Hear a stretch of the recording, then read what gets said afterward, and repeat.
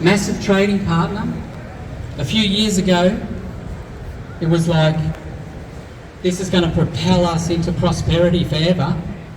A few years later, it's like the biggest demon in the world has spun out of nowhere, and some people and some players and some papers that should know better, red alert, banging the drums for war in the most irresponsible and reckless way.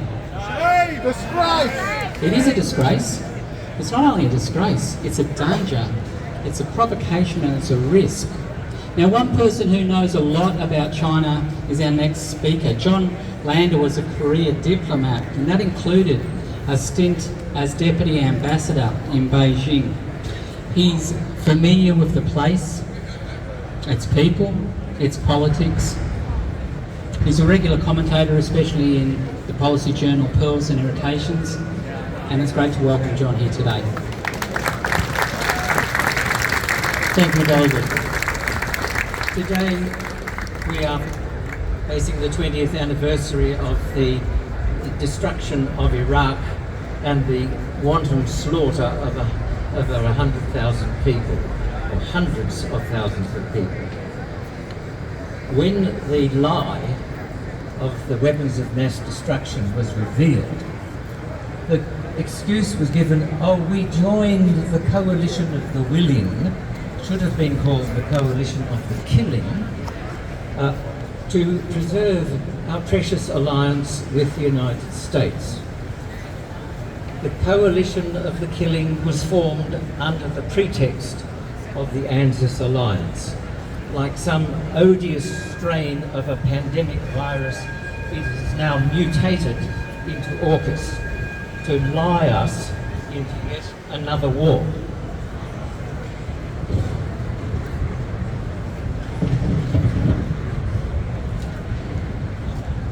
The new great lie, which we have seen splashed across the pages of the television screens and of the Nine network, is that China is a military threat to Australia because of its imminent attack on Taiwan, whose democracy Australia is somehow obliged to protect.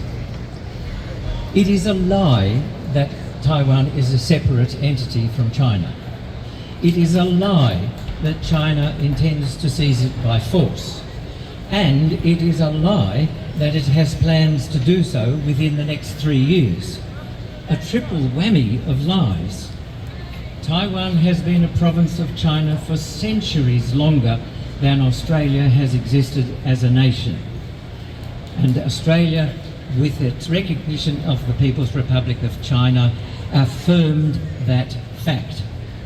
In his New Year address, President Xi Jinping reiterated his country's commitment to the peaceful, gradual reintegration of the Chinese family on both sides of the Taiwan Strait. Some threat, that is. A further lie is that China is bent on aggression towards Australia. China has not surrounded Australia with hundreds of military bases, as the US has done to China. China does not conduct frequent, regular freedom of navigation operations in Australian waters, as the US and Australia do to China. China does not conduct freedom of overflight operations in Australian skies, as the US and Australia do to China. Although under the so-called rules-based order that Australia espouses, China would have a perfect right to do all of that to us. China has not vowed to increase the range and lethality of its high-end warfighting capability to well beyond its shores, as Australia has done.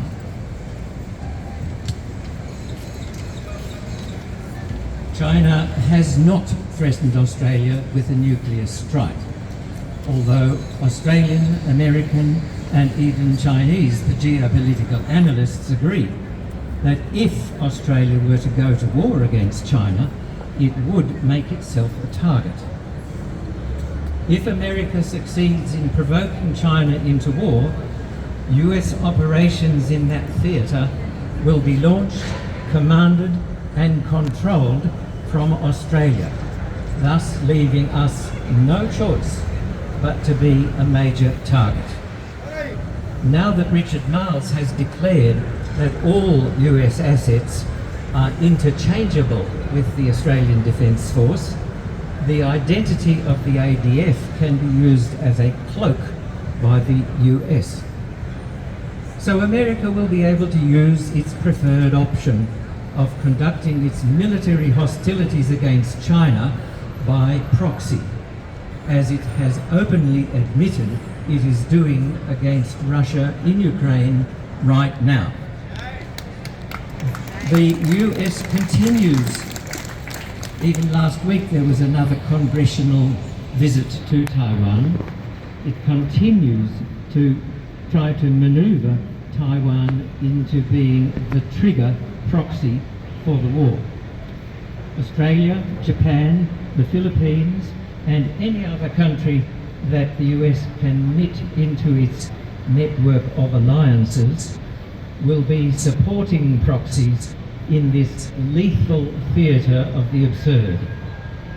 Australia is now on board the American war train, which is hurtling out of control down the track towards the abyss. Instead of shutting our eyes and enjoying the ride, we should all stand up and put on the brakes. Here, here. Thank you.